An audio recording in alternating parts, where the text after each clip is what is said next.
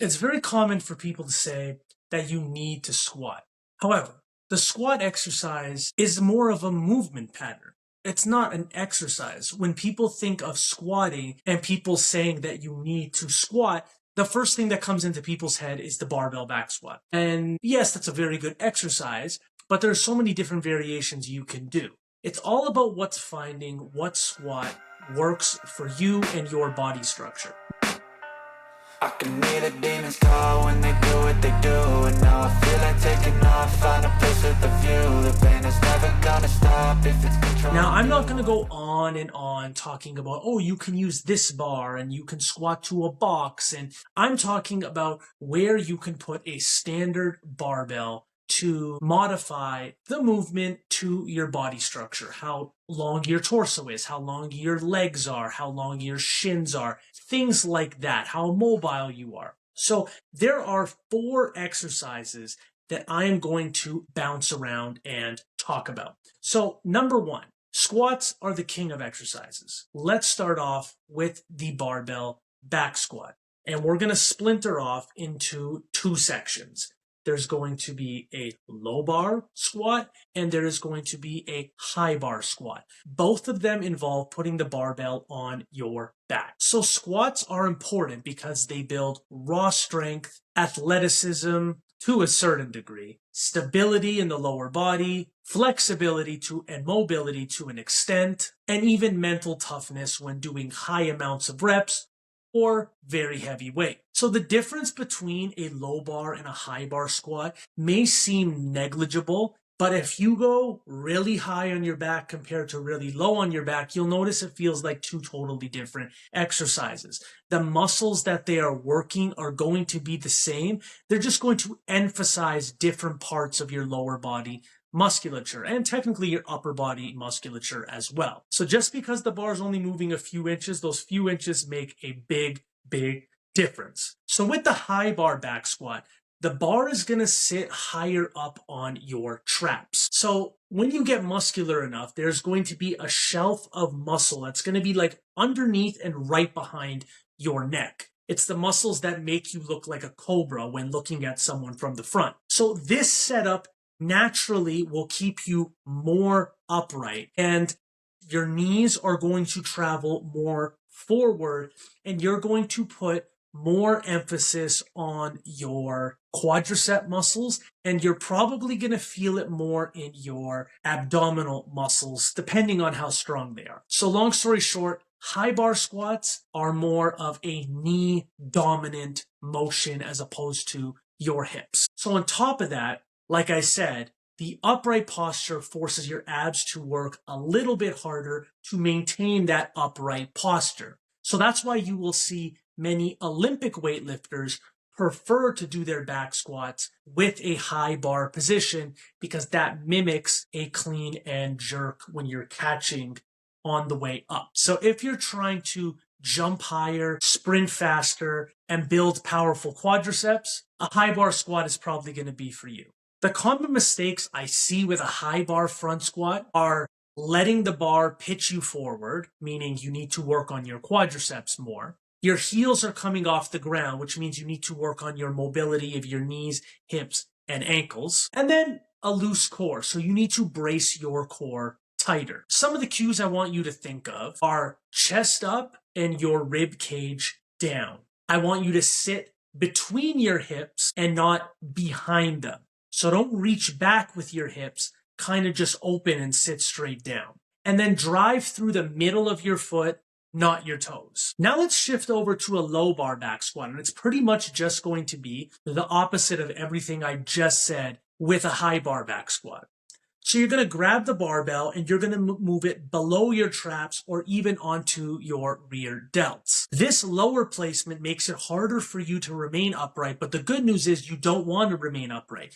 You want to be more forward and you can use more of your back musculature and your hips to get the weight up. You're still going to need to have strong quads for a low bar back squat, but it's just not going to be as quad dominant of an exercise. So here, the glutes, the hamstrings, and the lower back are going to take the brunt of the work. The low bar back squat is a staple movement or motor pattern when it comes to powerlifting because you're able to go wider and you're able to use more overall musculature. You engage stronger hip muscles by spreading out the load over a very strong posterior chain. And if you want to be strong in the powerlifting movements, a strong posterior chain is almost a must. Most lifters, depending on their build, can take advantage of moving more weight with a low bar back squat. The common mistakes I see with a low bar back squat are your elbows flaring back. So when your elbows flare back, that is going to shift the bar up onto your back as opposed to remaining low, and it kind of screws up your whole posture. You want to keep the elbows under the bar and keep your posterior chain engaged along with your spinal erectors. When your shoulders flare back, you have a really weak upper back, which you're going to need to squat big amounts of weight with the low bar back squat. Overarching your lower back, I know it seems that's going to give you a stronger squat, but it's most likely just going to put a lot of pressure in your lower back and you're not really going to be stronger. Trust me, I hurt my lower back doing this. You're just building up pressure for the sake of pressure. You're not actually making yourself strong. And then not engaging the hips. A lot of people just pop out of the bottom and their hips rise up and not their chest. So in order to fix that, once you pop up out of the bottom, you have to be thinking hips forward and knees out, forcing your knees out the entire time. This will allow your body to work as a system and not in pieces. So the cues, what I want you to think. Bend the bar over your back to lock in the shoulder position. Push your hips while keeping your chest in line with the bar. And drive your traps into the bar as you stand up. So to summarize a little bit, the high bar back squat, you're going to have a more upright torso, more knee bend, more emphasis on the quads and abs. This is great for athletes and Olympic weightlifters. The low bar back squat, on the other hand, has more forward lean, more hip drive, emphasis on the glutes, hamstring, and back, and it's great for using a maximal amount of weight, assuming you have the appropriate body structure for it. Section number 2, those were back squats. Now let's focus on front-loaded squats. And you're going to have, once again, 2 sections, a front squat and a Zercher squat. The front squat is going to be with the bar across your shoulders onto your front delt, and it's going to be high up. So this is going to be the front equivalent of a high bar back squat. So you can hold it with a clean grip, a cross grip, a zombie grip, whatever one is most comfortable for you. So because the barbell is out in front of it, your torso has no choice but to remain extremely upright. The more forward you lean, the higher chance you have of either breaking your wrists or needing to dump the bar and ultimately fail the rep. The front squat is brutal on your upper back and abs. It's a great strengthener for that. So if you find in normal back squats, if that's a weak point, throw in some front squats to strengthen that area up. Now, no matter what, you don't want your chest to collapse. So here are the mistakes. 1, the chest collapsing. Number 1, the chest collapsing. Number 2, the elbows dropping. Number 3, leaning forward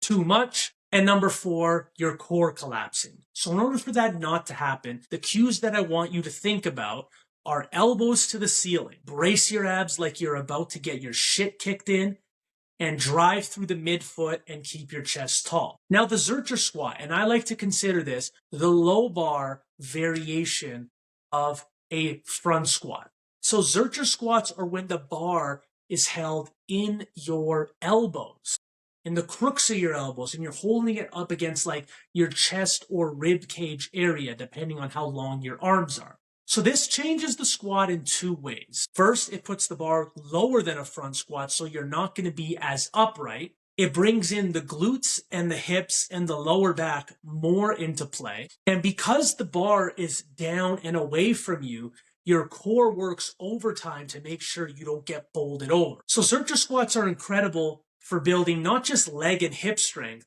but also real world functional strength. It's really good for, I'd say, football players, combat sport athletes, people in those types of field. They're awkward, they're uncomfortable, but they're very, very effective. So here are some mistakes I see with the Zercher squat. Rounding of the lower back, this completely kills the point of the exercise. Letting the bar drift too far away from your body. You want to keep it hugged tight to you so that your core doesn't collapse. And poor bracing. This is an exercise where if you don't know how to brace, learn it. So the cues for the Zercher squat I want you to think of. Hug the bar into your chest, brother. Stay tight from your abs to your upper back. Push the floor away with your feet. Don't just drop into the hole. So the comparison between these two exercises are going to be very similar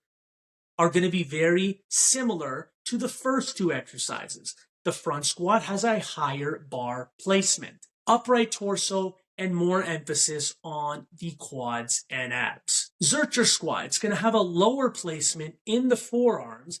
You're going to have more forward lean, greater stress on the glutes, hips, and lower back with an insane core demand. Sounds kind of like a low bar front squat to me. So, which squat should you choose? If your goal is quad development and abs, those are your weaknesses, go with a high bar and front squat.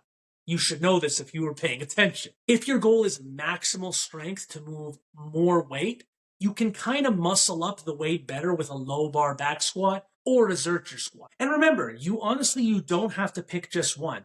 What is your goal at the moment? And that's how you should be able to pick which variation is for you. So what's your favorite squat variation? What's your go-to to move the most amount of weight? Drop a comment in the comment section to let me know. If you like this video, ladies and gentlemen, don't forget to like, share, subscribe, do all that good stuff. And as always, class is dismissed.